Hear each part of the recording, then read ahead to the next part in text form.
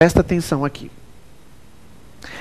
Existe, doutora, uma súmula no TST, que é a súmula 153. E a súmula 153 do TST, ela fala que a prescrição pode ser alegada em qualquer momento até na instância ordinária. Ou seja, até o recurso ordinário é pacífico que a prescrição possa ser alegada. Pacífico, absolutamente pacífico.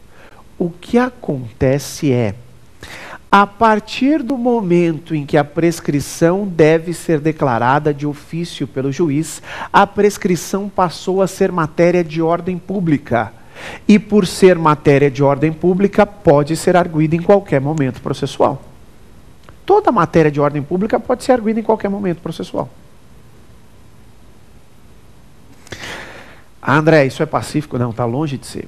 André, se caísse isso numa questão dissertativa, se isso cair numa questão dissertativa, coloque a súmula do TST, que é a súmula 153, que fala que vai até a instância ordinária, até o recurso ordinário, portanto, mas coloque que existe esse outro posicionamento também.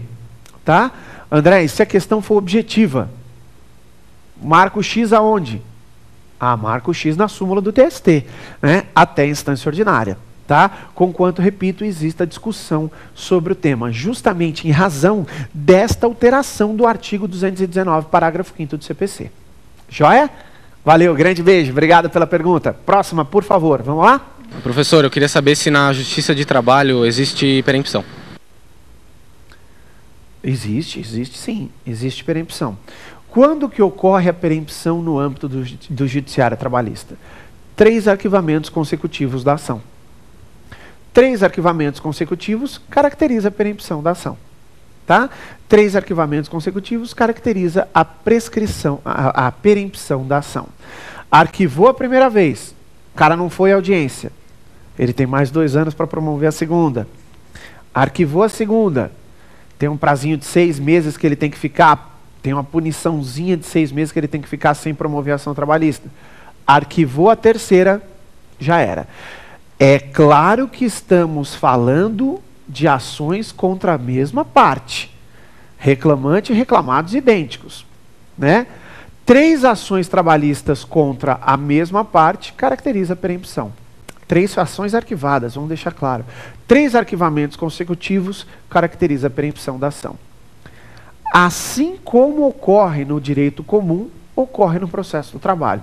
Tá? A aplicação, inclusive, é deles, é o Código Civil que fala sobre a perempção. Tá bom? Então, a aplicação é deles e aplicamos isso, sem dúvida nenhuma, no direito do trabalho. Ou seja, na Justiça do Trabalho, respondendo a sua pergunta de maneira mais específica, existe a perempção. Nos mesmos moldes da Justiça Civil, 3 arquivamentos consecutivos, 3 ações arquivadas consecutivamente, caracteriza a perempção. Joia? Beleza? Tranquilos? Vamos dar mais uma olhadinha? Professor, o que é prescrição intercorrente? Ela se aplica no direito do trabalho? Bom, na verdade, nós temos 2 perguntas em uma, né? Aproveitou a doutora aí de maneira esperta fazer 2 perguntas em uma. Primeiro, a segunda pergunta é um pouco mais difícil de responder, você vai entender por quê. A primeira é fácil. O que é prescrição intercorrente? Seguinte, a prescrição intercorrente, primeiro, ela é bienal, tá? Mas ela só será operada quando o processo parar no meio dele. Quer seja no processo de cognição, na fase de conhecimento, que é muito mais difícil, ou, o que é muito mais comum, na fase de execução, por 2 anos ou mais, opera-se a prescrição intercorrente. A fase de execução é um pouco mais fácil que essa prescrição intercorrente seja operada, e eu explico por quê. Porque, na verdade, gente, muitas vezes você não consegue... A execução é frustrada. O oficial de justiça vai, a empresa não acha bens, pede a desconsideração, vai em pessoa do sócio, não acha bens, pede ofício, não acha nada, então acaba ficando um pouquinho complicado isso. E aí o juiz arquiva o processo. Ficou arquivado por 2 anos ou mais, caracteriza a prescrição intercorrente. Tá? Pode ser no processo de cognição também, no processo de conhecimento, mas é muito mais fácil no processo de execução. Quando opera, via de regra, isso ocorre no processo de execução. Ah, André, mas ocorre? Aí partimos para a segunda pergunta, que é uma pergunta um pouco mais difícil. A segunda é, cabe prescrição intercorrente no processo de trabalho? Olha como é difícil. O artigo, aliás, me desculpe, a súmula 114 do TST fala que não. A súmula 114 do TST traz uma redação que fala que é inaplicável a prescrição intercorrente no processo do trabalho. Ó, André, então não cabe. Não é tão simples assim, não. Por quê? A súmula 327 do STF fala que cabe. A 327 do STF fala lá, o direito trabalhista admite a prescrição intercorrente.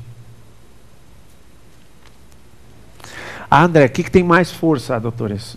É uma súmula do STF, uma súmula do TST, você vai falar, do STF tem mais força. Depende de onde você está aplicando essa súmula especificamente, né? Então, um pouco complicado. Temos duas súmulas. Numa pergunta objetiva, numa primeira fase, é impossível de cair isso. Absolutamente impossível, salvo se cair assim. Qual é o posicionamento do TST sobre a prescrição intercorrente? Não cabe. O posicionamento do TST é esse? Não cabe. Qual é o posicionamento do STF sobre a prescrição intercorrente no direito do trabalho? Cabe. Aí, pelo STF, cabe. Tá? Só se cair assim. Numa prova subjetiva, numa análise mais discursiva da coisa, você teria que colocar as duas questões. Pouco tempo atrás, numa segunda fase da CESP, caiu uma pergunta acerca da prescrição intercorrente e, sem dúvida nenhuma, tinha que falar sobre as duas súmulas.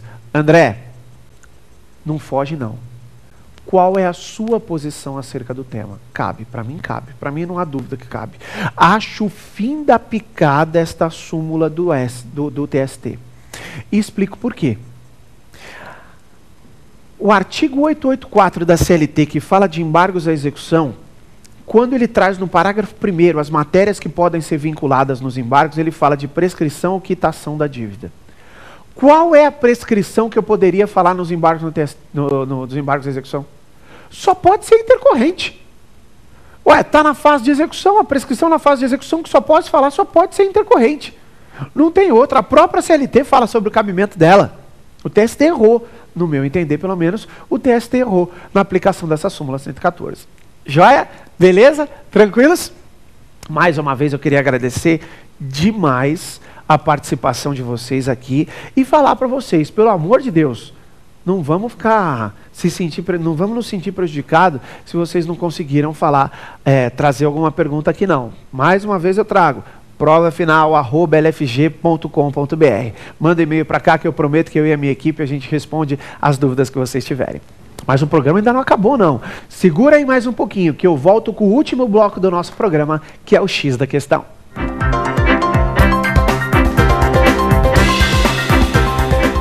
Nosso último bloco hoje, que é o X da questão.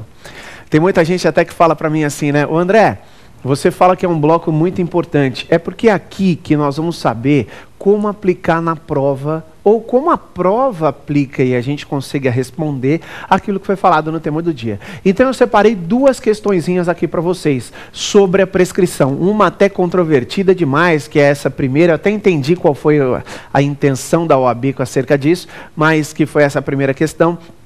E a segunda questão também bastante interessante acerca do tema.